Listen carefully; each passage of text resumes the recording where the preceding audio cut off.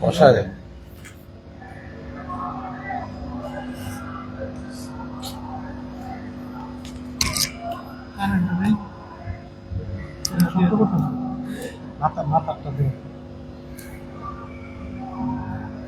শব্দ করে।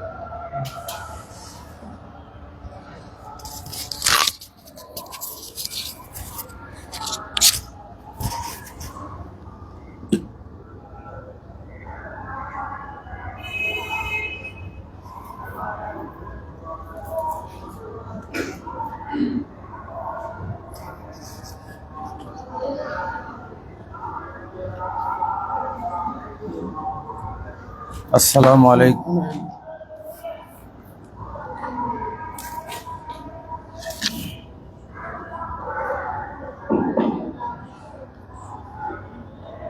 আসসালামু আলাইকুম ওয়া রাহমাতুল্লাহি ওয়া বারাকাতুহু। নাহমাদুহু ওয়া নাস্তাঈনুহু ওয়া নাস্তাগফিরুহু ওয়া নু'মিनु বিহি ওয়া নাতাওয়াক্কালু আলাইহি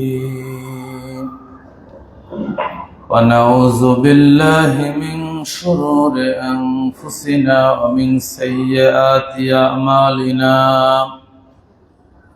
من يهد الله فلا مضل له ومن يضلل فلا هادي له ونشهد أن لا إله إلا الله وحده لا شريك له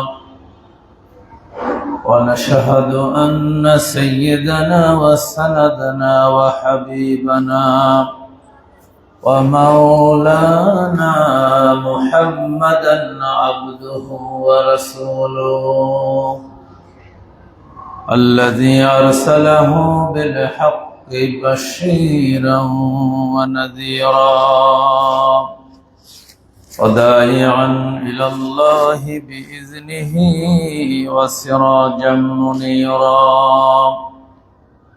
فقد قال الله تعالى في كلامه المجيد والفرقان الحميد: أعوذ بالله من الشيطان الرجيم.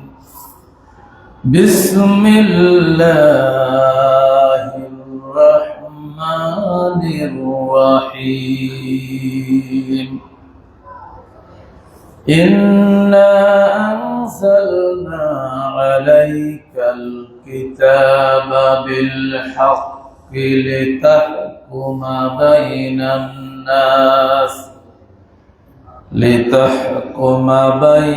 الناس بما أراك الله ولا تكن للخائنين خصيما. وعن أبي هريرة رضي الله تعالى عنه قال قال رسول الله صلى الله عليه وسلم: من قرأ القرآن فاستجهره فأحل حلاله وحرم حرامه أدخله الله به الجنة وشفاه من عشرة من أهل بيته كلهم قد وجبت لهم النار. رواه الترمذي.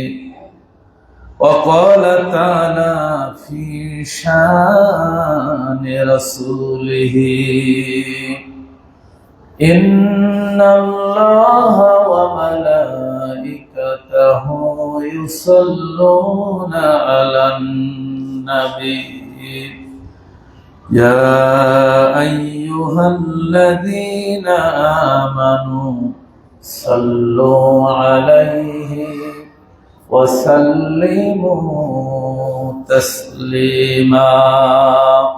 اللهم صل على محمد وعلى آل محمد كما صليت على إبراهيم وعلى آل إبراهيم إنك حميد مجيد اللهم بارك على محمد وعلى آل محمد كما باركت على إبراهيم وعلى آل إبراهيم إنك حميد مجيد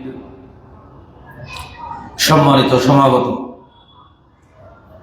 মুসলিম উম্মার সাপ্তাহিক সম্মেলন জুমার নামাজে উপস্থিত মুসল্লিবৃন্দ সকলকে সালাম জানাচ্ছি। আসসালামু আলাইকুম ওয়া রাহমাতুল্লাহি ওয়া বারাকাতুহু।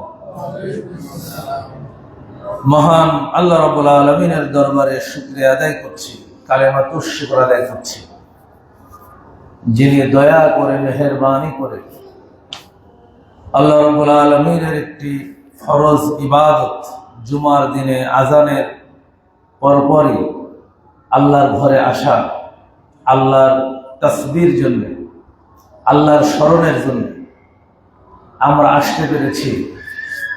এজন্য সবাই বলি আলহামদুলিল্লাহ।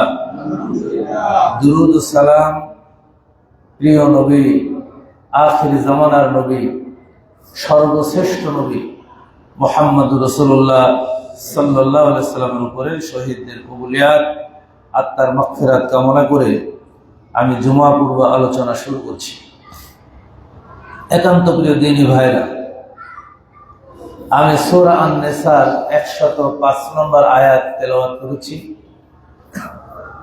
সুনান আত-তিরমিজি থেকে একটি হাদিস পড়েছি। এটার আলোকে আমি কিছু কথা বলার চেষ্টা করব কোরআন থেকে এবং হাদিস থেকে।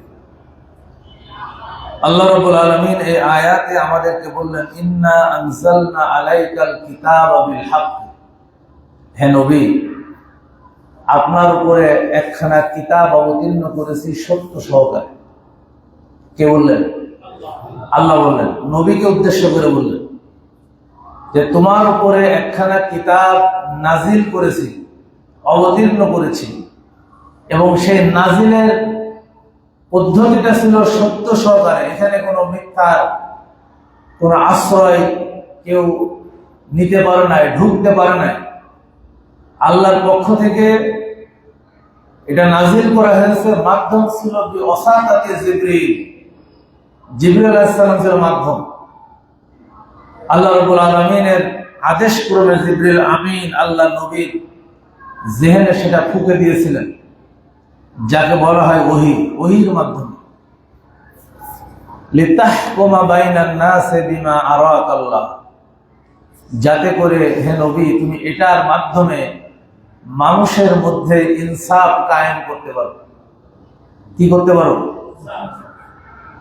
যেভাবে আল্লাহ তাআলা দেখিয়ে দিয়েছেন ন্যায় বিচার প্রতিষ্ঠা করতে পারো।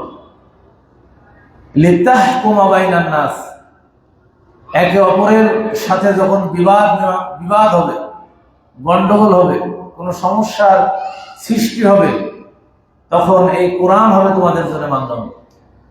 অর্থাৎ কোরআনিক দৃষ্টিভঙ্গির আলোকে, রাসূলুল্লাহ সাল্লাল্লাহু আলাইহি ওয়াসাল্লামের দেখানো সিস্টেমের আলোকে, পদ্ধতির আলোকে নবী তুমি মানুষের মধ্যে বিচার ফয়সালা করো, মানুষের মধ্যে তুমি হুকুম জারি করো, আল্লাহ যেভাবে তোমাকে দেখিয়েছেন। বিমা আরাকাল্লাহ, এই যে আরাকাল্লাহ বললেন কি কারণে?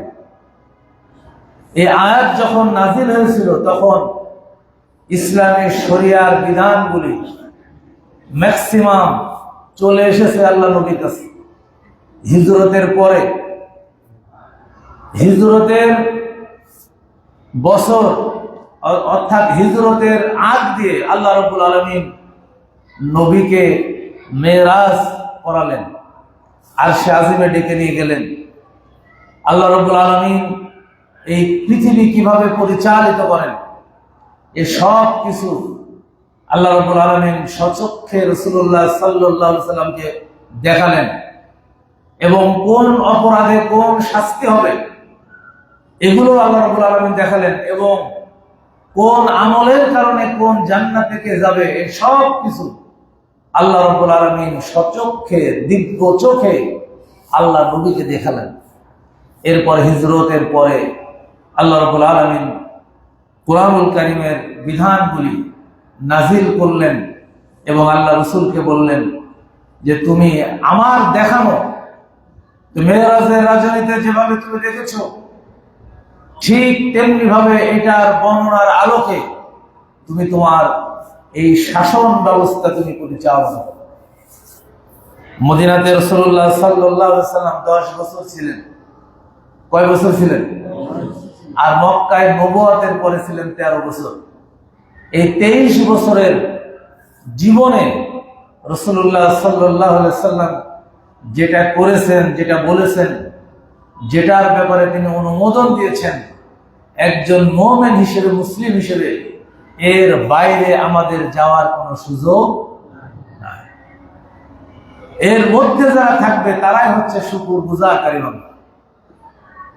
আল্লাহর এই সিস্টেমের মধ্যে রাসূলুল্লাহ সাল্লাল্লাহু আলাইহি ওয়াসাল্লামের দেখানো এই পদ্ধতির মধ্যে যারা অবস্থান করবে তারাই মূলত আল্লাহর বিধানকে মেনে নিয়েছে, কোরআনকে মেনে নিয়েছে। আল্লাহর যে মুজিজা, এই মুজিজার প্রতি তারা বিশ্বাস স্থাপন করেছে এবং আল্লাহ রাব্বুল আলামিনের এই বিধানের প্রতি তারা কখনো বৃদ্ধাঙ্গুলি দেখায় নাই, বরং যখনই তারা শুনেছে তখন তারা বলেছে সামি'না ওয়া আতা'না, আমরা শুনলাম এবং মেনে নিলাম। কিন্তু যাদের এই কোরআনের প্রতি বিশ্বাস নাই, নবীর প্রতি বিশ্বাস নাই, তারা কখনোই নবীর আদর্শকে মানতে পারে নাই, কোরআনের আইনকে তারা মানতে পারে নাই। এজন্য আল্লাহ রাব্বুল আলামিন মুমিনদের বৈশিষ্ট্য বর্ণনা করেছেন। মুমিনদের অবস্থা কেমন হবে, আল কোরআনের অনুসারীদের অবস্থা কেমন হবে, কোরআনকে যারা তাদের জীবনের সাথী বানিয়ে নিয়েছে, রাসূলুল্লাহর সুন্নাহকে তাদের জীবন চলার পথ বানিয়ে নিয়েছে, তাদের অবস্থান কেমন হবে। আল্লাহ রাব্বুল আলামিন সূরা আলে ইমরানের 190-91 নম্বর আয়াতে বলেছেন, ইন্না ফি খালকিস সামাওয়াতি ওয়াল আরদ ওয়া ইখতিলাফিল লাইলি ওয়ান নাহারি লাআয়াতিল লিউলিল আলবাব الذين يذكرون الله قياما وقعودا وعلى جنوبهم ويتفكرون في خلق السماوات والأرض ربنا آمنا فاكتبنا مع الشاهدين الله أكبر إن في خلق السماوات والأرض আল্লাহ তাআলা বলেছেন, আমি সৃষ্টি করেছি আকাশ এবং জমিন, ওয়াখতিলাফিল লাইলি ওয়ান নাহার, এবং রাত এবং দিনকে আমি একটার সাথে আরেকটা স্থলাভিষিক্ত করে দিয়েছি। দিন চলে যায় রাত আসে, রাত চলে যায় দিন আসে, এভাবে ঘূর্ণায়মান হয়। আল্লাহ রাব্বুল আলামিন বলছেন, লা আয়াতিল লিউলিল আলবাব, এই রাত দিনের নিদর্শন, রাত এবং দিনের একটার সাথে আরেকটার যেই ঘূর্ণায়মান, একটার পর আরেকটা আসে, আল্লাহ রাব্বুল আলামিনের যে সৃষ্টি, আকাশ সৃষ্টি, জমিন সৃষ্টি, এই সৌরজগতের সৃষ্টি, আল্লাহ রাব্বুল আলামিন বলছেন এই সব কিছুর মধ্যে যারা বিবেক সম্পন্ন, যাদের হৃদয় আছে, যারা চিন্তাশীল, যারা আল্লাহর অস্তিত্ব নিয়ে চিন্তা করেন, আকাশ এবং জমিনকে নিয়ে যারা চিন্তা করে, আল্লাহর সৃষ্টিকে নিয়ে যারা চিন্তা করে, আল্লাহর কোরআন বললেন আল্লাহর এই সৃষ্টির মধ্যে তাদের জন্য রয়েছে শিক্ষা। তাদের জন্য কি রয়েছে? শিক্ষা। এটা এমনি এমনি হয় না, এটা বিজ্ঞানীরা অনেক চিন্তা গবেষণা করেছে। এটা যদি মধ্যাকর্ষণ শক্তি না থাকতো, স্যার আইজাক নিউটন 1665 খ্রিস্টাব্দে এই মধ্যাকর্ষণ শক্তির আবিষ্কারক হিসেবে সারা পৃথিবীতে তিনি নাম কিনেছেন, কিন্তু তার জন্মের 1000 বছর আগে এই কোরআনুল কারীমের মধ্যে আল্লাহ রাব্বুল আলামিন মধ্যাকর্ষণ শক্তির কথা বর্ণনা করেছেন। বলেন সুবহানাল্লাহ। আল্লাহ রাব্বুল আলামিন কোরআনের মধ্যে বলেছেন,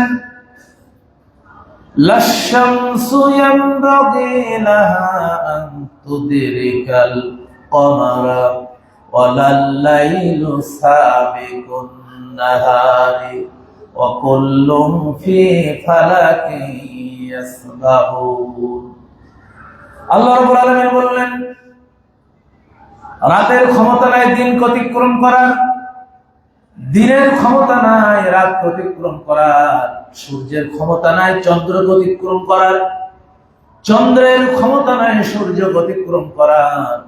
আল্লাহ রাব্বুল আলামিন মধ্যাকর্ষণ শক্তির মাধ্যমে এমন ভাবে এগুলি স্থাপন করে দিয়েছেন, একটা আরেকটা স্পেস দৌড়ায়, কিন্তু একটার সাথে আরেকটার কখনো গন্ডগোল লাগে না। সুবহানাল্লাহ। অকুল্লুম ফি ফালাকি ইয়াসবাহুন। সৌরজগতে যত গ্রহ আছে, নক্ষত্র আছে, সবগুলি আপন আপন কক্ষপথে তারা পরিভ্রমণ করছে। ইলা আযালিন মুসাম্মা, একটা নির্দিষ্ট সময় পর্যন্ত এগুলির ঘূর্ণায়মান থাকবে। বলেন সুবহানাল্লাহ। আবার এটার পরিসমাপ্তি ঘটে যাবে। কোরআনুল কারীমের মধ্যে সূরা ইনফিতারের মধ্যে আল্লাহ তাআলা বলছেন, ইযাস সামাউ ফাতারাত ওয়া ইযাল কাওয়াকিবু তাসারাত ওয়া ইযাল বিহারু ফুজ্জিরাত ওয়া ইযাল কুবুরু বুসিরাত আলিমাত নাফসুম মা কদ্দামাত ওয়া আখখারাত। আল্লাহ রাব্বুল আলামিন বললেন, এই সময় যখন শেষ হয়ে যাবে, মুদ্দত যখন শেষ হয়ে যাবে, ইসরাফিল আলাইহিস সালাম হাজার হাজার বছর, লক্ষ লক্ষ বছর সিংহা হাতে নিয়েছিলেন।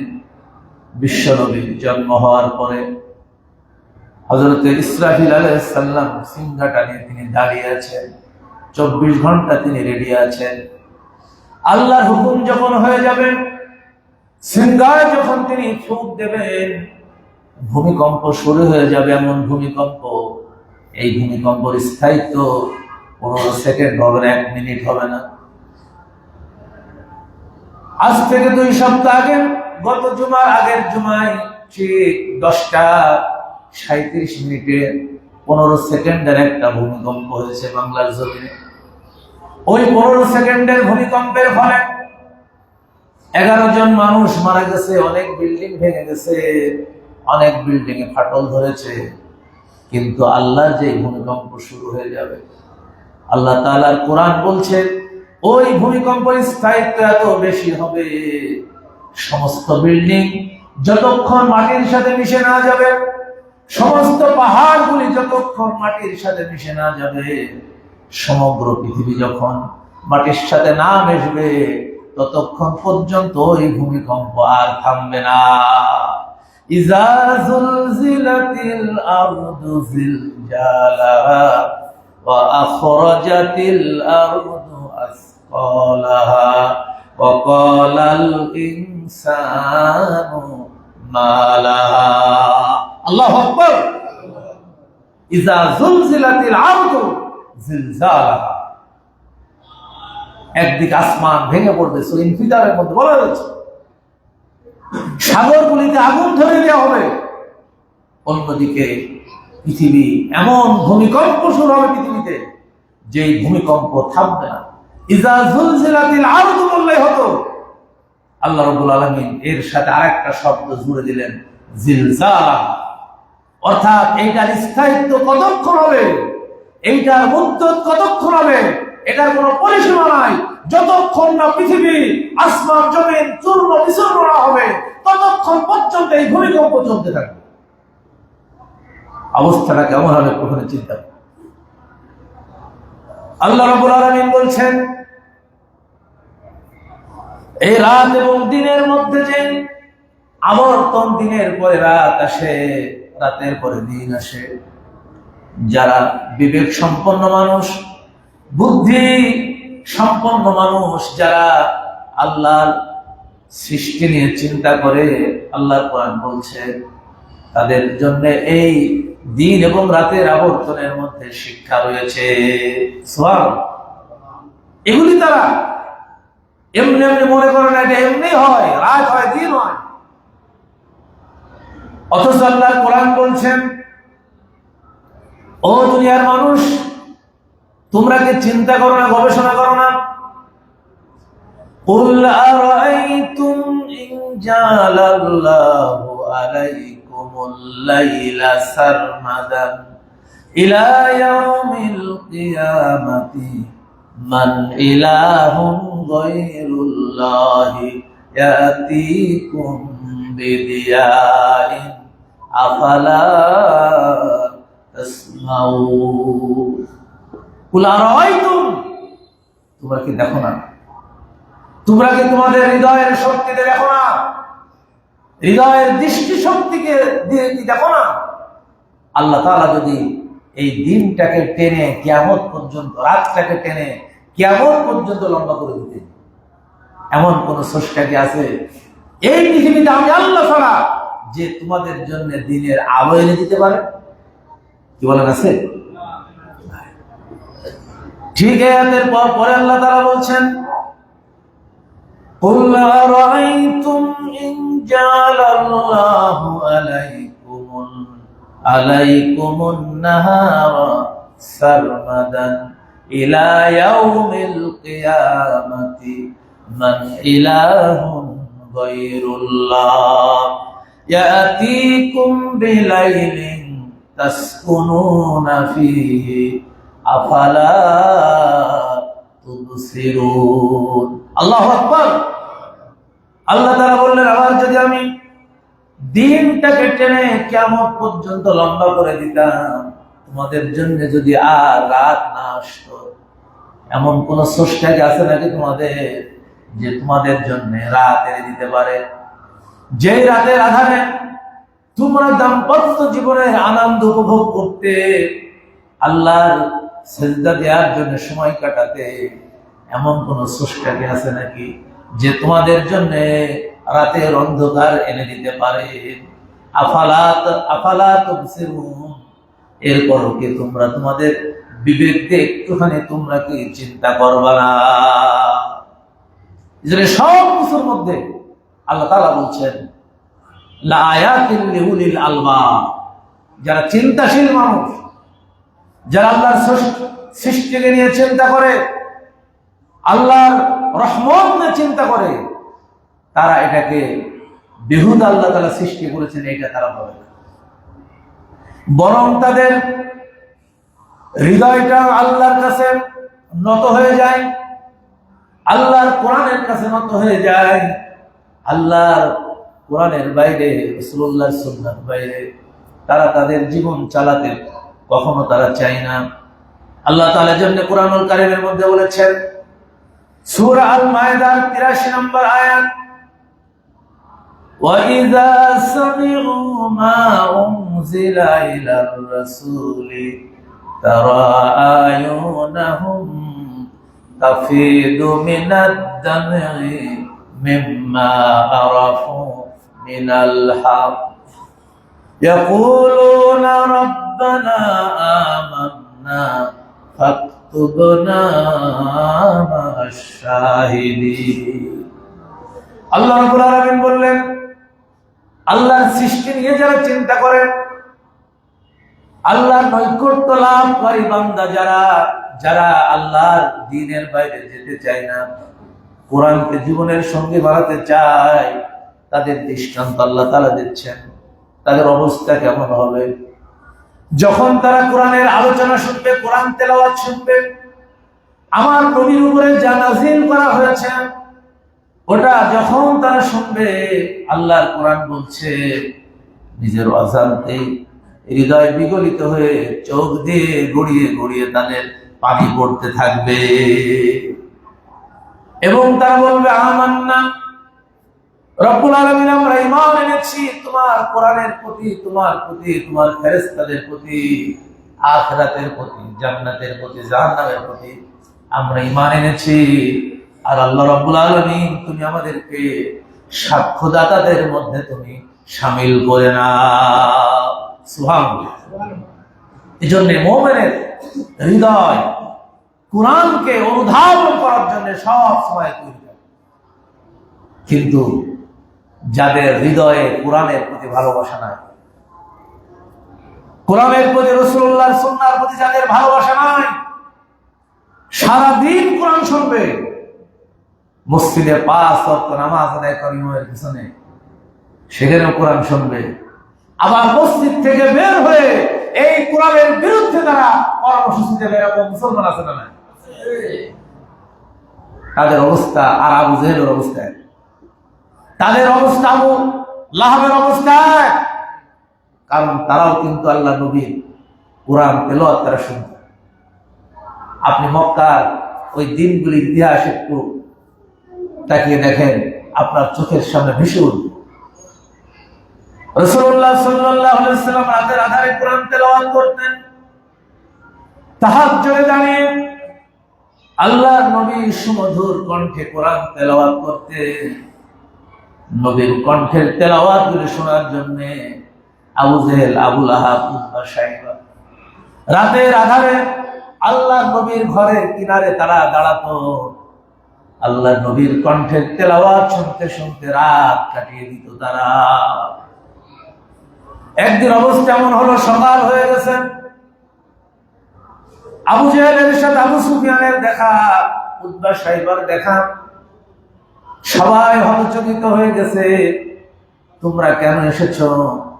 আবু জেহেল বলে, আমি মুহাম্মদের কণ্ঠে কোরআন তেলাওয়াত শুনছিলাম, কোরআন তেলাওয়াত শুনে এত বিগলিত হয়ে গিয়েছিলাম, আমি আর যেতে পারি নাই। আবু সুফিয়ান বলে, আমি তো একই কামে ছিলাম। আবু লাহাব বলে, আমিও তো একই কামে ছিলাম। ওই দিন তারা সিদ্ধান্ত নিল, হাতে হাত রেখে আমরা আগামীকাল থেকে মুহাম্মদের কোরআন তেলাওয়াত আর শুনবো না। হাতে হাত দিয়ে শপথ বাক্য পড়লো, 4 জন বাড়িতে চলে গেল। পরের দিন যখন রাত হয়েছে, আবু জেহেল চিন্তা করলো, আমরা তো শপথ করেছি, কেউ আসবে না, আজকে আমি একা একা মুহাম্মদের কণ্ঠের তেলাওয়াত শুনবো। রাতের আধারে চলে গেছে। আবু সুফিয়ান মনে মনে চিন্তা করেছে, আমিও তো শপথ করেছি, সবাই শপথ করেছে, কেউ যাবে না, আমি একা যাব। এভাবে করে 4 জন সেম চিন্তা করেছে। সেম চিন্তা করে আবার তারা চলে গিয়েছে রাতের আধারে। একটু ভোর থাকতেই তারা বাড়ির দিকে রওনা করেছে। একজন আরেকজনের গায়ে টাচ হয়ে গেছে, একজন আরেকজনের সাথে সাক্ষাৎ হয়ে গেছে। 4 জন সারা রাত আল্লাহ নবীর কণ্ঠের তেলাওয়াত শুনেছে। আবার তারা একত্রিত হয়ে বলছে, আমরা না শপথ করেছিলাম গতকাল। আবু সুফিয়ান বলল, আমি আর থাকতে পারি নাই, আমি তেলাওয়াত শোনার জন্য এসেছি। আবু জেহেল বলল, আমিও থাকতে পারি নাই, কোরআন তেলাওয়াতের জন্য এসেছি। 4 জন এবার তারা সিদ্ধান্ত নিল, আজকের থেকে এমন প্রতিজ্ঞা করতে হবে, কোরআন তেলাওয়াত তো আর শোনা যাবে না, কারণ এই কোরআনের মায়াজালে আবদ্ধ হয়ে আমরাও মুহাম্মদের ধর্মের অনুসারী হয়ে যেতে পারি, আর এই মক্কার শাসন ক্ষমতা আমাদের হাতে তখন আর থাকবে না। এই চিন্তা করে তারা তাদের জাতীয় সংসদের বৈঠক ডেকেছিল, দারুন নাদওয়ার বৈঠক। মক্কা নগরীর যেই সংসদ ভবন ছিল, আমাদের দেশের সংসদ ভবন, পার্লামেন্ট, যেটা জাতীয় সংসদ, আর ওই মক্কার পার্লামেন্টের নাম ছিল দারুন নাদওয়া। দারুন নাদওয়ায় বসে তারা সিদ্ধান্ত জারি করে দিল। তাদের সিদ্ধান্তের কথা আল্লাহ রাব্বুল আলামিন কোরআনুল কারীমে সূরা হামিম আস-সাজদা 26 নম্বর আয়াতে বলে দিয়েছেন, وقال الذين كفروا لا تسمعوا لهذا القرآن والغوا فيه لعلكم تغلبون। وقال الذين كفروا, কাফেররা বলল, সিদ্ধান্ত জারি করে দিল, লা তাসমাউ লিহাযাল কুরআন, খবরদার তোমরা কেউ মুহাম্মদের কণ্ঠে কুরআন তেলাওয়াত তোমরা শুনতে পারবে না। অল গাউফি, এবং তারা তাদের কর্মীদেরকে বলে দিল, যখনই মুহাম্মদ কোরআন তেলাওয়াত করবে, যেখানেই সে কোরআন তেলাওয়াত করবে, তুমি সেখানে গিয়ে হট্টগোল বাঁধাবে, গন্ডগোল বাঁধাবে, যাতে মুহাম্মদের কোরআন তেলাওয়াত কেউ শুনতে না পারে। এই আইন জারি করে দিল মক্কা। এরপরেও রাসূলুল্লাহর কোরআন তেলাওয়াত শোনা কি বাদ দিতে পারছে তারা? কি বলেন, বাদ দিতে পারছে? কারণ কোরআনের আওয়াজকে যদি কেউ মুছে দিতে চায়, আল্লাহর কোরআন বলছে, আমি কোরআনের আলোকে পৃথিবীতে জ্বালিয়ে দেব। সুবহান। এটা আমার কথা নয়, কোরআনের কথা। আল্লাহ রাব্বুল আলামিন কোরআনকে সব সময় উপরের দিকে রাখবেন, উচ্চকিত করবেন। সূরা তাওবার 41 নম্বর আয়াত আল্লাহ তাআলা বলেছেন, ওয়া কালিমাতাল্লাযীনা কাফারুস সুফলা ওয়া কালিমাতুল্লাহি হিয়াল উলিয়া। আল্লাহু আকবার। আল্লাহ সব সময় কাফেরদের কালিমাকে পদদলিত করেন, আর আল্লাহর কালিমাকে আল্লাহ তাআলা উচ্চকিত করেন। বলেন সুবহানাল্লাহ। আল্লাহ কালিমাকে কখনো আইন পাশ করে নিশ্চিহ্ন করে দেওয়া যায় না। মুখের ফু দিয়ে কোরআনের আলোকে কখনো নির্বাপিত করা যায় না। ইউরিদুনা লিউতফিউ নূরাল্লাহি বিআফওয়াহিহিম আল্লাহু মুতিম্মু নূরিহি ওয়ালাউ কারিহাল কাফিরুন। তারা তাদের মুখের ফু দিয়ে আল্লাহর আলোকে তারা নিভিয়ে দিতে চায়, কোরআনের আলোকে তারা নিভিয়ে দিতে চায়, কিন্তু আল্লাহ তাআলা বলছেন, আমি আমার নূরকে, কোরআনকে আমি আলোকিত করব, সারা পৃথিবীতে কোরআনের আলো আমি আল্লাহ তাআলা ছড়িয়ে দেব। বলেন সুবহানাল্লাহ। এজন্য আমাদের কোরআনের অনুসারী হতে হবে। কার অনুসারী হতে হবে? কোরআনের অনুসারী। কোরআনের সিদ্ধান্ত মেনে নিতে হবে। আল্লাহ রাব্বুল আলামিন এজন্য কোরআনের মধ্যে বলেছেন, ও দুনিয়ার মানুষ, তোমরা কোরআনকে মেনে নাও, কোরআনের বাইরে তোমরা জীবন যাপন করো না। কারণ কোরআনের মধ্যে আল্লাহর আইন আছে, আল্লাহর বিধান আছে, সাথে সাথে রাসূলুল্লাহ সাল্লাল্লাহু আলাইহি ওয়াসাল্লামের সুন্নাহ আল্লাহ তাআলা কোরআনের মধ্যে ঢুকিয়ে দিয়েছে। সুবহানাল্লাহ। অনেকে বলে যে আমরা কোরআন মানবো, রাসূলুল্লাহ হাদিস মানবো না, কারণ হাদিসের মধ্যে অনেক প্রকার ভেদ আছে, জাল আছে, জয়ীফ আছে, সহিহ আছে, এরকম বলে। অথচ আল্লাহ রাব্বুল আলামিন, আল্লাহর নবী হাদিসকে মানতে হবে, এই কোরআনের মধ্যে স্পষ্ট করে বলে দিয়েছে। সূরা হাশরের 7 নম্বর আয়াত আল্লাহ তাআলা বলেছেন, আমা আতাকুমুর রাসূলু ফাখুযুহু। আমার নবী যা নিয়ে এসেছেন সেটাকে তোমরা শক্ত করে ধারণ করো। আমা নাহাকুম আনহু ফান্তাহু। আর নবী যা নিষেধ করেছেন সেটার থেকে তোমরা বিরত থাকো। অর্থাৎ নবীর কথা, রাসূলুল্লাহর কথাও একজন মুসলমানের জন্য এটা শরীয়ত আইন। এটাকে যারা না মানবে, আল্লাহর কোরআনের পরিভাষায় তারা এখনো ঈমানদার হতে পারে না। সূরা নিসার 65 নম্বর আয়াত আল্লাহ তাআলা এটা দলিল দিয়েছে।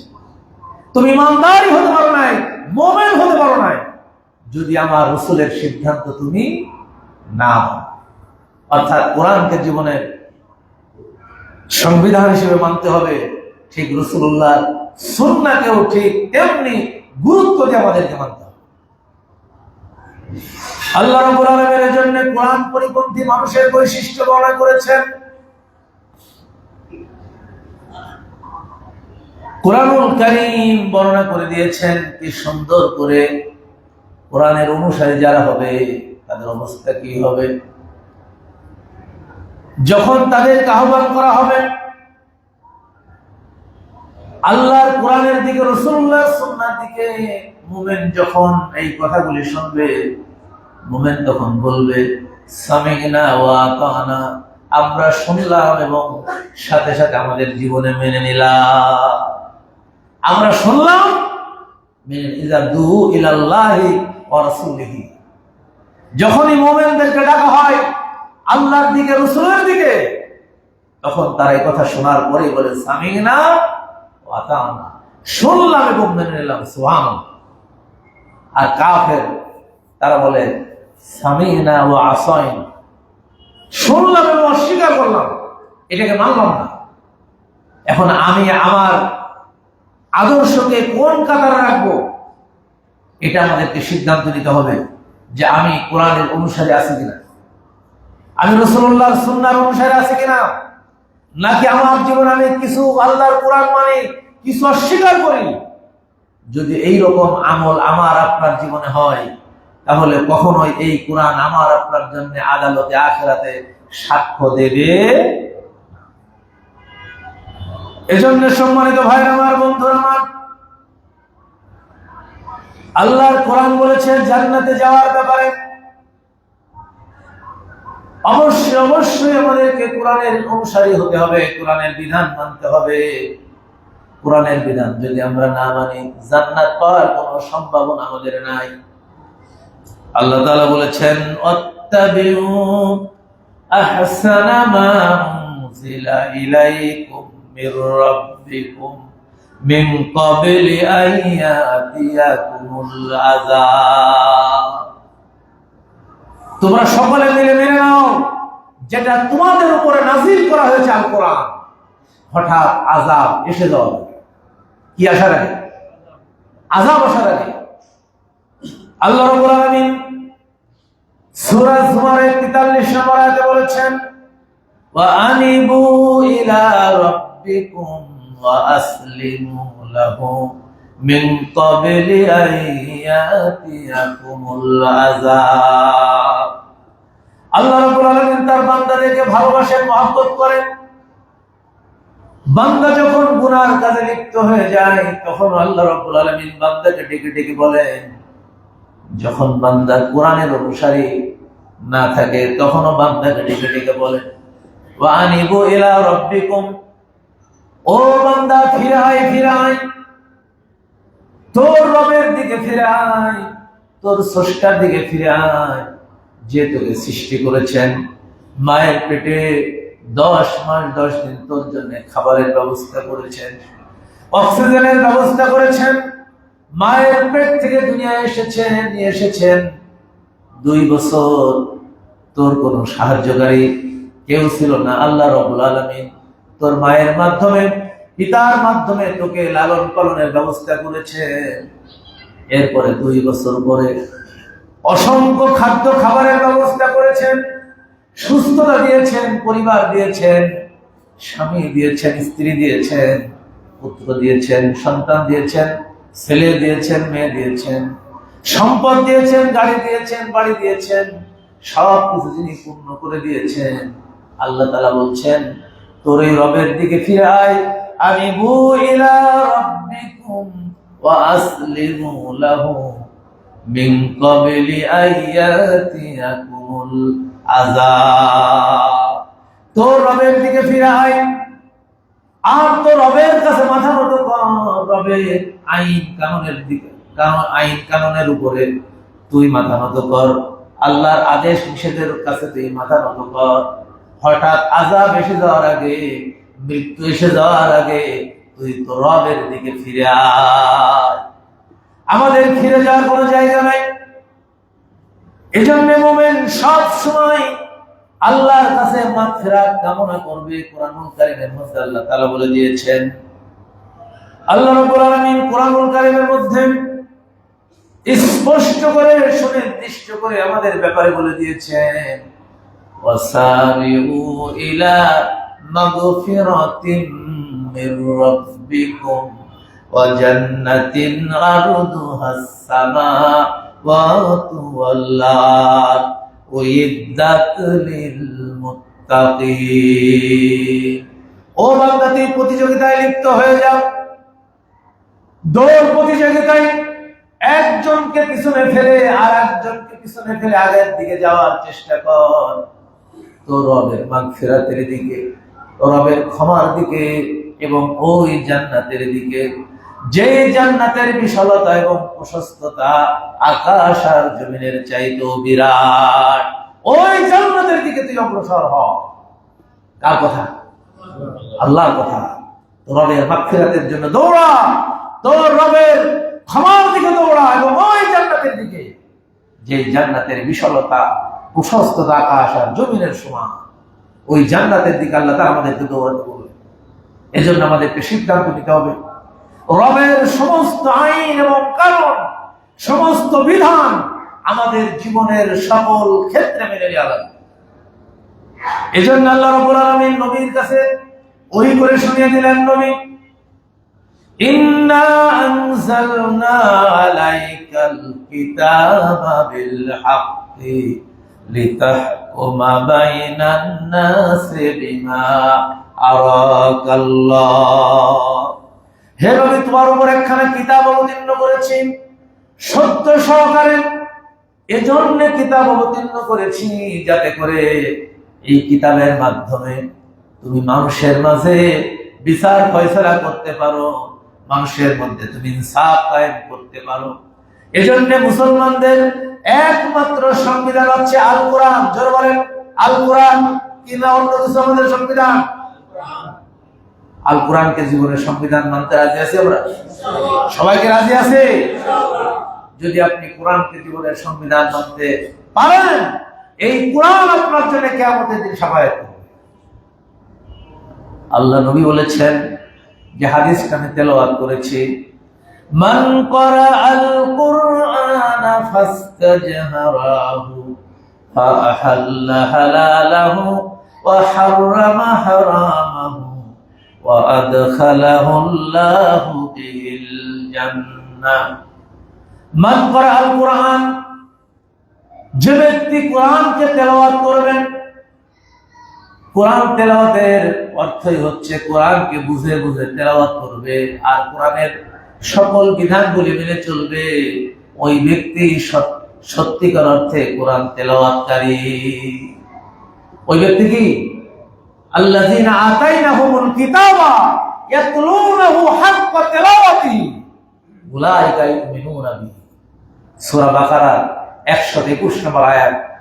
যে ব্যক্তি, যাদের উপর আমি কোরআন অবতীর্ণ করেছি, এই কোরআনকে যারা হক আদায় করে তেলাওয়াত করেছে, অর্থাৎ বুঝে বুঝে কোরআনকে সুন্দরভাবে তেলাওয়াত করেছে, সুর দিয়ে তেলাওয়াত করেছে, কোরআনকে বোঝার চেষ্টা করেছে এবং সেই কোরআনের আলোকে নিজের জীবন পরিচালনা করেছে, ওই ব্যক্তি হচ্ছে প্রকৃত অর্থে হক আদায় করে তেলাওয়াত করে।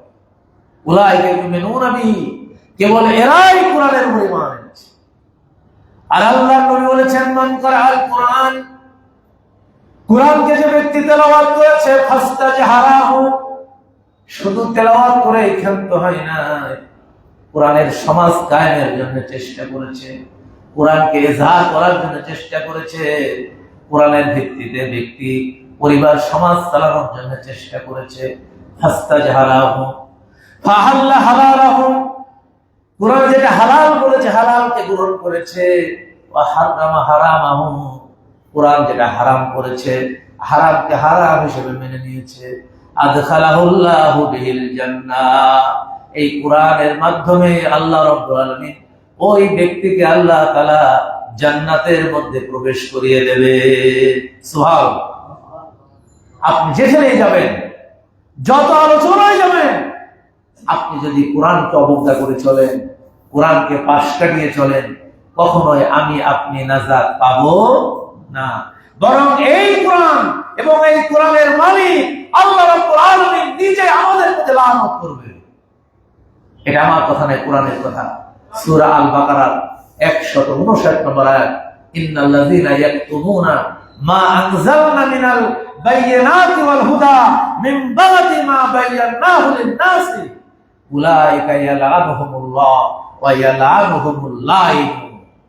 আল্লাহ কোরআন বলছে, আমি যাদেরকে কিতাব দিয়েছিলাম, এই কিতাবকে যারা গোপন করেছিল, কি করেছিল? গোপন করার অর্থ তাফসীরকাররা লিখেছেন, কোরআনের যে আইনটা ভালো লাগে সেটা খুব গুরুত্ব দিয়ে পালন করে, আর যেটা ভালো লাগে না সেটাকে সে পালন করে না। যেমন আমার দেশে অনেক নামাজি আছে, 5 ওয়াক্ত নামাজ পড়ে, আবার সে তার ব্যক্তিগত জীবনে ঘুষ খায়, আছে না? ব্যক্তিগত জীবনে সুদ খায়, আছে না? অর্থাৎ এই সুদের আয়াতকে সে মানে না, এটাকে সে অস্বীকার করে। অর্থাৎ 5 ওয়াক্ত নামাজ যেটা আল্লাহ তাআলা বিধান করেছেন, এটা প্রতি মহব্বত ভালোবাসা, এটা সে খুব পালন করে। কিন্তু সুদ খাইলে নিজের দুনিয়ার লাভ আছে, এটাকে আবার সে খুব ভালো করে গ্রহণ করে, কোরআনের আয়াত সে মানে না। এটাকে বলে গোপন করে চলা। কি করে চলা? পাশ কাটিয়ে চলা। আল্লাহ তাআলা বলছেন, আমার সুনির্দিষ্ট বিধান আসার পরে, এই কোরআনের বিধান আসার পরে যারা এটাকে গোপন করে চলবে, পাশ কাটিয়ে চলবে, আল্লাহ কোরআন বলছে আল্লাহ রাব্বুল আলামিন নিজে তাদের প্রতি লানত করবেন। বলেন নাউজুবিল্লাহ। কে লানত করবেন? নিজে। শুধু নিজে লানত করবেন না, আল্লাহর কোরআন বলছে যারা লানত করতে পারে সকলে এই কোরআনকে পাশ কাটিয়ে চলা, তাদের উপরে কিয়ামতের দিন আল্লাহ তাআলার সমস্ত সৃষ্টিজীব তাদের প্রতি লানত করবে। বলেন নাউজুবিল্লাহ। এজন্য কোরআনের বিধান সকল ক্ষেত্রে মেনে চলার দরকার আছে না নাই? আল্লাহ তাআলা আমাদের সকলকে কোরআনের বিধান অনুযায়ী জীবন চলার তৌফিক দান করুন, এবং আল্লাহর কোরআনকে আমরা আমাদের জীবনের সকল ক্ষেত্রে গ্রহণ করতে পারি। কোরআন পরিপন্থী যত আইন আছে, এটাকে যাতে আমরা পরিহার করতে পারি, আল্লাহ তাআলা আমাদের তৌফিক দান করুন। আমিন। আসসালামু আলাইকুম ওয়া রাহমাতুল্লাহি ওয়া বারাকাতুহু।